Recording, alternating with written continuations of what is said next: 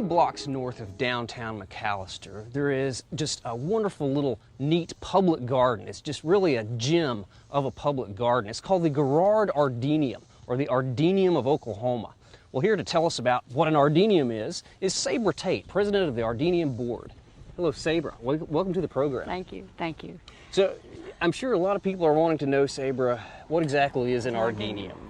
This is a word that was coined by the late Elise Garrard, who owned all this property until her death, to combine garden, and museum, because there's this beautiful garden that you will tour in a little bit, and she had many museum items. She was very proud of an Indian heritage, and she has a couple of houses full of artifacts and museum quality items. So that's what the name means, a garden and a museum. We have a garden and a museum. Okay. And how long has this area been open to the public? Well, actually, our board's only been organized a couple of years, and we're still in the process of getting things ironed out. But the main point is we're keeping the gardens going, and we're keeping the museum things here, and if people want to come and enjoy that, they can. And you'll see the gardens later. We have a wonderful volunteer, Jude, a member of our board, who supervises the gardens, their plantings, the choices of plants, and she oversees the work that's done there, and it really is a show place. Okay. So people need to come and check this out. People need to come and check this out. Okay, yeah, no charge. No charge. No All right. charge. Just a little bit north of downtown McAlester. Right, right. Okay. Well, I think I'll go see if I can find June out in the garden. Do that. Thanks a lot. Thank you, Steve.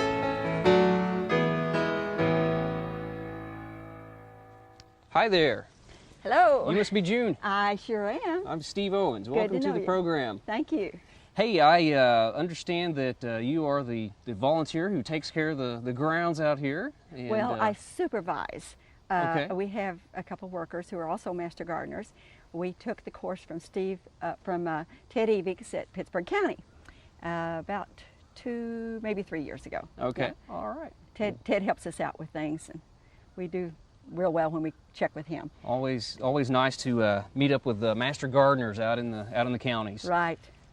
This is a shrimp plant that a lady gave me. I did not know what kind of a plant it was, or whether it was a winter hardy or not. I had it in my living room because I had a similar color. This is a little bit brighter than what I have on the wall, but I liked it. And then when we opened the garden, when I got to work here in the garden, well, it ended up here. Okay. We So overwinter it in what we call a rock room. Okay. It has a fan, and it's kind of like a greenhouse, and really a nice thing. Okay, These are non-hardy hibiscus. All right. And those tropical hibiscus. And a friend gave me this nice little coreopsis, and I think it's very pretty. And of course, the begonias, and I love the blue of the plumbago. You Outstanding. Cannot find a blue any prettier. That's a true blue flower. It's really pretty. Okay. But the only thing is, it isn't perennial. But it's a nice plant, nonetheless. Wonderful plant. Well, June, I noticed there are lots of huge boulders and large rock faces here. Right.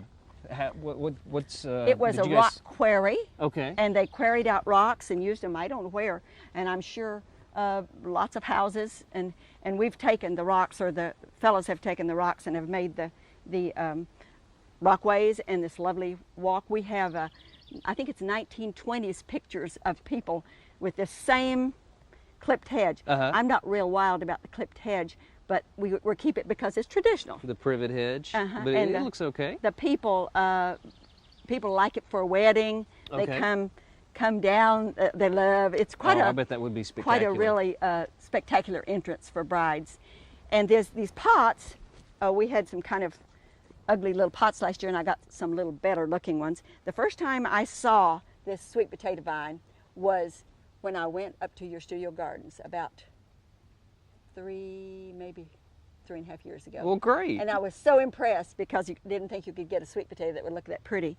And well, great. I like the blackie. They look wonderful. And I like the little variegated, what'd you call this, frost? Pink frost. Pink frost, and this Margarita. Yeah. They do have a tendency to have critters chew on them, and you have to trim them. Ira trimmed them yesterday. Okay. And I like this ruby grass as well. I wish it was the purple fountain grass. I wish beautiful. it was what is it? Pennisetum rubrum, Yeah. something like that.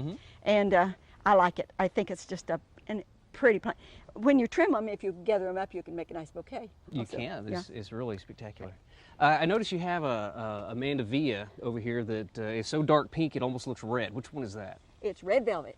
it grew up last year too tall, so I said, get some binder twine, and up it goes, and it does a nice job. Oh, really. it looks great. Really, really does. I think it you looks very pretty. made an excellent choice there. And I you like overwinter those in your same little rock room? In the little rock room, Okay. Oh, Well, yes. June, I see you guys have a wonderful, colorful garden on the side of the museum. Let's go take a look at that. Thank you.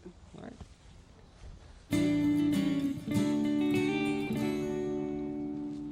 Well, June, this hillside is very colorful. I love the way you've got these beds and the way it's planted. And it has a lot of color, but it also has another purpose, correct? Right. We planted it to attract butterflies. We have this lovely Jude the obscure, ever blooming. It's almost constantly blooming rose. And this is a moss verbena that we planted from seed several years ago, and it reseeds itself. And you even had some seedlings come up below the Have wall? them come up below the wall, and we picked them up and spread them out in all areas. That's a good and idea. then the Gloriosa Daisy was from seed, and we've had to, it was just too thick. I planted everything too thick. Had to thin them out a little bit. Thin them out. And this is, of course, the parsley that we plant for swallowtail butterfly larvae.